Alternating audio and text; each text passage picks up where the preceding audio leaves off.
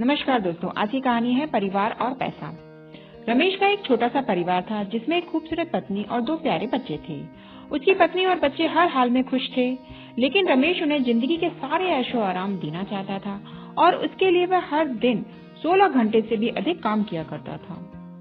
दिन भर ऑफिस में काम करने के बाद वह ट्यूशन सेंटर में ट्यूशन भी पढ़ाया करता था। वह सुबह से निकल जाता और आधी रात के बाद घर लौटता था।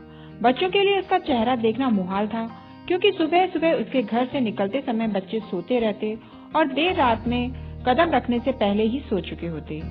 हाँ, रविवार को जरूर वह घर पर होता, लेकिन उस दिन भी वह किसी न किसी काम में व्यस्त रहता और उसका समय परिवार के साथ न बीतकर काम करते हुए बीतता।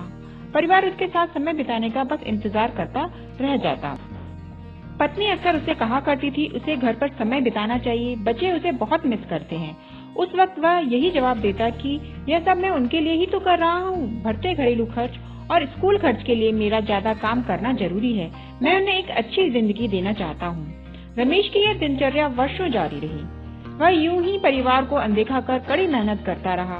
उसका प्रतिफल भी उसे मिला। उसे पदोन्नति प्राप्त हुई, आकर्षक वेतन मिलने लगा। परिवार अब बड़े घर में रहने लगा।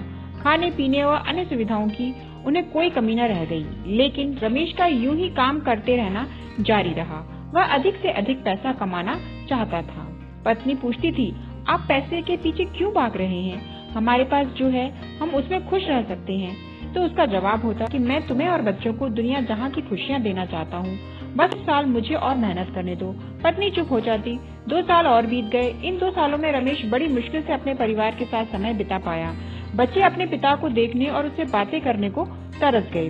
इस बीच एक दिन रमेश की किस्मत खुल गई। उसके दोस्त ने उसे अपने बिजनेस में हिस्सेदारी की पेशकश की और इस तरह रमेश एक व्यवसायी बन गया। व्यवसाय अच्छा निकला और रमेश को पैसे की कोई कमी नहीं रह गई। उसका परिवार अब शहर के सबसे अमीर परिवारों में से एक था।